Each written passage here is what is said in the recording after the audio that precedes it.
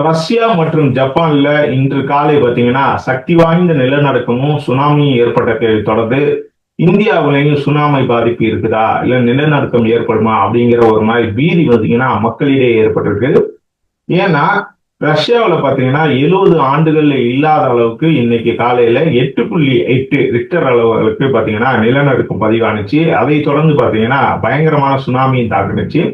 அதே மாதிரி அருகில் இருக்கக்கூடிய ஜப்பான்லையும் பார்த்தீங்கன்னா பயங்கர நிலநடுக்கம் மற்றும் சுனாமி தாக்குச்சு. இந்த சுனாமினால பார்த்தீங்கன்னா வீடுகள் கட்டடங்களை குலுங்கினால வீடுகள்லையும் கட்டடங்கள்லையும் இருந்த பொதுமக்கள் பார்த்தீங்கன்னா அலறி அடிச்சு வீதிகளுக்கு வந்தாங்க. அது மட்டும் இல்லாம பார்த்தீங்கன்னா இந்த கடற்கரை ஓரங்கள்ல வந்து சுனாமி தாக்குனதுனால கடற்கரை ஓரங்கள்ல இருந்த பெரிய இந்த தொழிற்சாலைகள் மற்றும் வந்து வீடுகள் இதெல்லாம் வந்து அடிச்சு நொறுக்கப்பட்டிருக்கு. அது போக ஒரு சின்ன துறைமுகமும் முழுமையா சேதம் அடைஞ்சதா சொல்லப்படுது.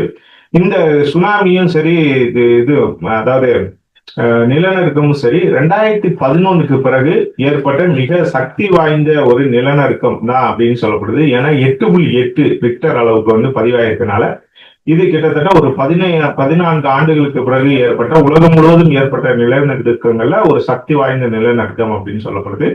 இதே பாத்தீங்கன்னா ரஷ்ய வரலாற்றுல இதுவரைக்கும் 70 ஆண்டுகள்ல இல்லாத வகையிலான அளவுக்கு வந்து பாத்தீங்கன்னா இப்போ வந்து இந்த நிலநடுக்கம் ஏற்பட்டிருக்கனால அங்க இருக்கிற பொதுமக்கள் பாத்தீங்கன்னா மரண பீதியில இருக்காங்க அப்படின்னு சொல்லணும். ஏன்னா வந்து 70 ஆண்டுகள் பாத்தீங்கன்னா இந்த மாதிரி ஒரு நிலநடுக்கத்தையோ இந்த மாதிரி ஒரு சுனாமியோ வந்து அவங்க இது பண்ணவே இல்லை. இதனால மரண பீதியில இருக்காங்க. இப்படிப்பட்ட ஒரு சூழ்நிலையில அமெரிக்கா அந்த அப்புறம் வந்து பாத்தீங்கன்னா பசிபிக் தீவுகள், இந்த தீவுகள்லாம் பாத்தீங்கன்னா சுனாமி எச்சரிக்கை விடுக்கப்பட்டிருக்குது. அங்கேயும் வந்து நிலநடுக்கம் ஏற்படுவதற்கான ஆபத்து இருக்குது அப்படின்னு சொல்லப்படுறதுனால அங்கேயும் வந்து பாத்தீங்கன்னா சுனாமி எச்சரிக்கை விடப்பட்டிருக்குது. இதே மாதிரி நம்மளோட அண்டை நாடான சீனாவிலையும் பாத்தீங்கன்னா கடலோர பகுதிகளில் வந்து சுனாமி எச்சரிக்கை விடுக்கப்பட்டிருக்குது. இதனால இந்தியாவிலையும் சுனாமி பாதிப்பு ஏற்படுமோ இல்ல வந்து நிலநடுக்கம் ஏற்படுமோ அப்படிங்கிற ஒரு அச்சம் வந்து எல்லாருக்கிட்டையுமே இருக்குது. இப்படிப்பட்ட ஒரு சூழ்நிலையில இந்திய புவியியல் மையம் வந்து ஒரு விளக்கம் வந்து கொடுத்துருக்காங்க. அதாவது வந்து ரஷ்யா ஜப்பான் இது ஏற்பட்ட நிலநடுக்கம் வந்து நம்மளுக்கு எந்த ஒரு பாதிப்புமே ஏற்படுத்தாது. அதோட அந்த தட்டு நகர்வுகள் வந்து நம்மளுக்கு வந்து அந்த மாதிரி எதுவும் ஏற்படல.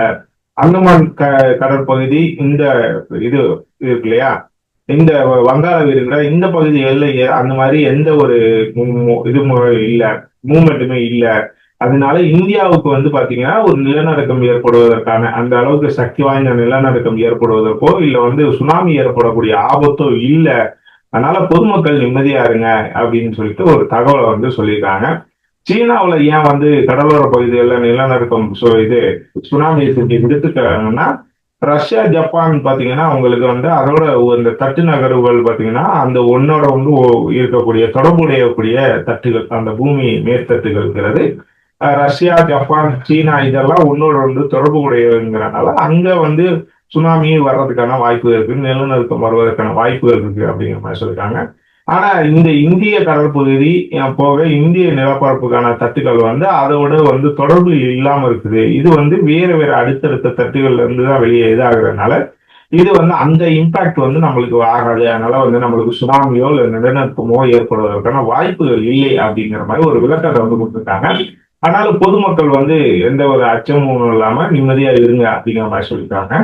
அதனால வந்து நிலநடுக்கம் ஏற்படுமோ இல்ல வந்து சுனாமி ஏற்படுமோ அப்படிங்கிற மாதிரி சமூக வலைதளங்கள்ல ஏதாவது தவறான கருத்துக்களை பரப்புனீங்கன்னா அது கண்டுக்கிறாதீங்க அப்படிங்கிற மாதிரி ஒரு விஷயத்த சொல்லிட்டாங்க. ஸோ இந்த தகவல் பாத்தீங்கன்னா இந்த தகவலை தெரிஞ்சுக்கிட்டு நீங்க நிம்மதியா இருங்க. இந்த தகவல் யாராவது இந்த மாதிரி சுனாமி ஏற்படும் இல்ல வந்து நிலநடுக்கம் ஏற்படும் அப்படின்னு யாராவது சொன்னாங்கன்னா இந்த தகவலை ஷேர் பண்ணுங்க. நன்றி.